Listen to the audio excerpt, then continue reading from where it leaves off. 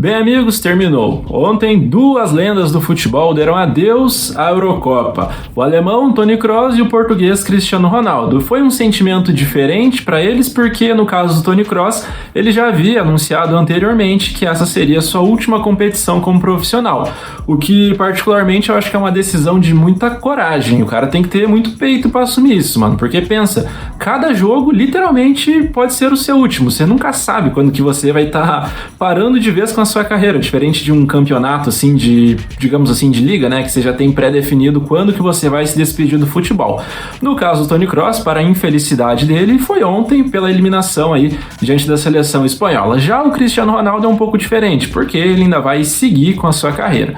Então a gente tá falando de, dois gigantes dentro do futebol que tiveram as suas carreiras ali cruzadas, né, tiveram histórias cruzadas dentro do time do Real Madrid, atuaram juntos de 2014 até 2018 e fizeram parte de uma geração, de uma era extremamente vitoriosa que talvez hoje ainda a gente não tenha tanta noção, mas daqui a um tempo a gente vai olhar para o que esses caras fizeram no Real e vai falar, porra, cara, aquilo foi fantástico. Eles ganharam 3 Ligas dos Campeões de forma consecutiva, jogando muita bola, tendo um time extremamente eficiente. O Kroos era a peça fundamental daquele meio-campo, o Cristiano Ronaldo sempre decidindo as partidas, mas enfim, por seleção foi o fim da linha então pro Toni Kroos. E o Cristiano a gente não sabe, né? É uma interrogação se ele continua jogando por Portugal. Eurocopa, acho que dificilmente ele volte a disputar, porque é daqui 4 anos ainda. Copa do Mundo, acho que tá bem palpável ainda pra ele. Só que é aquilo, né? Ele é um cara que se acostumou ao longo da carreira a tá sempre decidindo ser protagonista. Então a gente viu pelo desempenho dele, que foi muito abaixo do esperado, da seleção como um todo também, né? Não dá pra dizer que Portugal jogou bem essa Eurocopa, mas o do Cristiano foi muito abaixo, então talvez em função disso, por já não conseguir mais ter o desempenho, performar da forma que ele gostaria, talvez ele abandone por conta disso, porque ele é um cara competitivo e ele não aceitaria ser só mais um, né? Ser só mais um jogador dentro do plantel português. E assim, falando por mim, eu acho que, foi muito incrível, muito da hora você conseguir viver essa história, acompanhar tudo isso que aconteceu com esses dois ao longo dos anos. Porque a gente acabou meio que banalizando, né, as disputas de bola de ouro, de melhor do mundo, principalmente, porque tanto Cristiano quanto Messi, os caras colocaram o sarrafo lá em cima. Então hoje qualquer coisa que a gente vê realmente parece que tá muito abaixo, mas é porque esses caras eram fora de série e dificilmente, né, vai levar um bom tempo para que voltem aí a ter jogadores do nível deles. Hoje a gente tem que se contentar com os favoritos à disputa sendo Bellingham e Vinícius Júnior, que são grandes jogadores, é bem verdade, mas com todo respeito não chegam nem perto do que Cristiano e Messi produziram.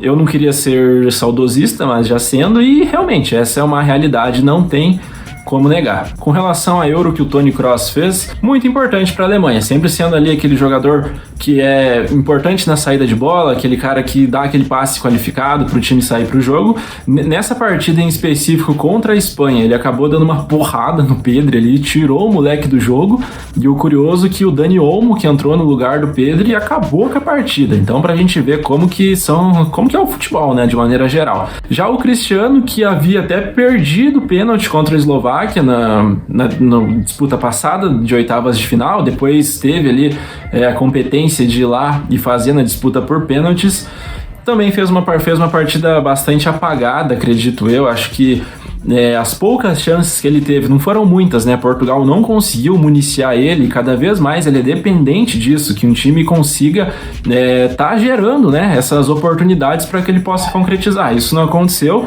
e o pouco que teve também ele acabou perdendo. Na disputa por pênaltis ele fez o seu, depois de um longo 0-0, só que aí o João Félix foi lá e errou o pênalti de Portugal, que foi decisivo. A França foi perfeita nas cobranças, e o João Félix, imagina só, né, você moleque, nem tão moleque mais, né, mas ir lá e perder o pênalti que desclassifica o seu ídolo da Eurocopa. Putz, que eu não queria ser o João Félix hoje, mas amanhã já é bem provável que sim. E Portugal perdeu de uma França que, cara, é uma seleção cada vez mais cascuda, né, mais com maior bagagem, em competições desse quilate, foi finalista da Eurocopa de 2016, perdeu justamente para Portugal, perdeu a Copa de 22 também para a Copa do Mundo para a Argentina e foi campeã lá em 18. Então eles não têm o menor constrangimento em jogar mal. Isso que eu achei até curioso, me surpreendeu bastante. Eles não estão nem aí, se o adversário tá com a bola, se tá tomando pressão, eles parecem assim muito calmos, muito tranquilos, lembra muito aquele Real Madrid que eu tinha falado, que era um time extremamente frio, calculista e eficiente. Então a França, até o momento, né, cara, não vem jogando um bom futebol, fez um gol de pênalti e outros 2 contra, tá sendo uma campanha bem decepcionante dos franceses, e se fosse para apontar um favorito pela bola que vem jogando, com certeza essa seleção é a Espanha. Desde a primeira rodada, ou melhor, desde aqueles amistosos pré-Eurocopa, a Espanha já vem mostrando um futebol muito acima da média, muito diferente, então para mim pinta como a grande favorita a partir desse momento da competição. E essa eliminação do Kroos me fez pensar bastante sobre a carreira dele, né? Porque tem gente ainda, eu volta e meia eu me pego ali lendo uns comentários, né? Sempre que isso acontece, porque quase nunca sai nada de bom, mas tem uma galera que fala, pô, que cara superestimado. Porra, aí é sacanagem, né? Eu acho que assim, ele faz o que ele faz tão bem, mas tão bem, que ele faz parecer fácil, parece que é tranquilo. Você pegar uma bola ali de um lado do campo, fatiar no outro ali com milissegundos para pensar, sair de uma pressão, dar um passe ali em profundidade para rasgar uma linha de defesa, parece que é a coisa mais tranquila do mundo. Então eu acredito que seja por isso. O cara olha assim e fala, pô, eu também faria isso, pô, por que esse cara, todo mundo fala tão bem dele, por que nossa, rola essa babação toda? Mas é porque realmente ele é diferente e ele faz parecer que é a coisa mais simples do mundo que ele faz. Como eu falei, no time do Real Madrid sempre foi muito importante.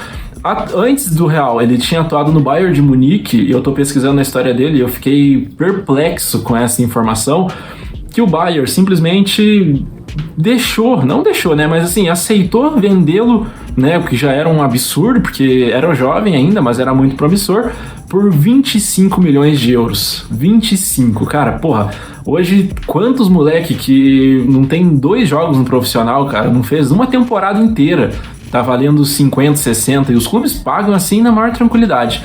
O Florentino Pérez, monstruoso, foi lá, pagou essa bagatela, que baita negócio fez o Real Madrid, montou aquele meio campo junto com o Modric e com o Casemiro, perdão, e cara, ganhou tudo que ganhou, então foi muita pouca grana para muito rendimento depois, e essa parceria dele com o Cristiano não tem nem o que falar, né?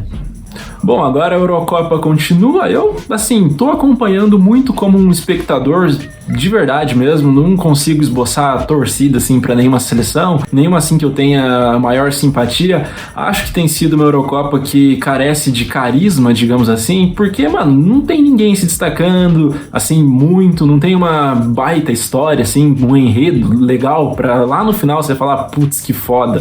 Não tem, mano, os goleiros têm ido bem.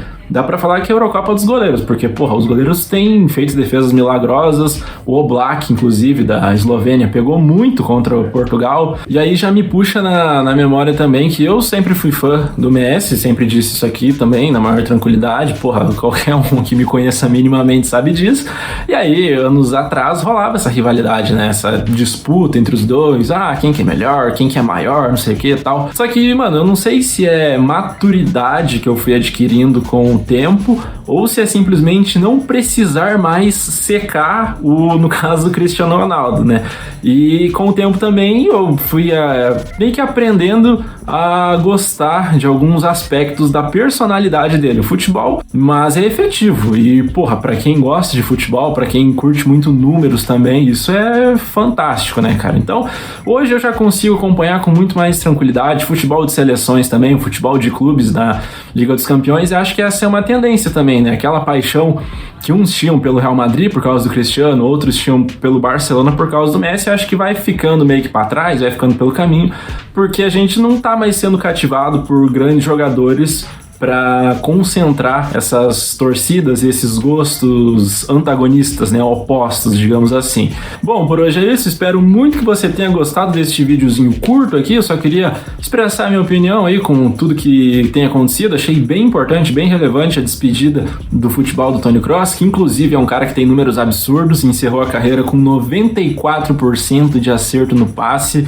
que sempre foi uma coisa que virou até meio que meme aqui no Brasil, né, o fato dele não errar passes, ele tem essa precisão muito grande, e engana-se você que pensa que é passezinho pro lado, passezinho para trás, o cara gerava muito jogo e era um cara importante também, inclusive, não só na assistência, ele tem bastantes assistências durante a carreira dele também, mas naquele passe pré-assistência, aquele passe que cria a jogada, que muita gente não vê, mas que, acaba sendo muito importante, né? Por isso que ele nunca foi, durante algum tempo ali, ele dividiu espaço com o Modric, com o Valverde no Real Madrid, mas no geral, né, toda a sua passagem dele pelo Real e até no Bayern de Munique, quando ele foi liberado, ele sempre foi titular, sempre foi um cara indispensável. O Cristiano, os números falam por si só, eu tô falando do maior artilheiro da história desse esporte, então é só isso, né, nada mais. Então, mano, agora sim, me despedindo aqui, muito obrigado pelo acesso, espero que você tenha gostado, até a próxima, então, falou!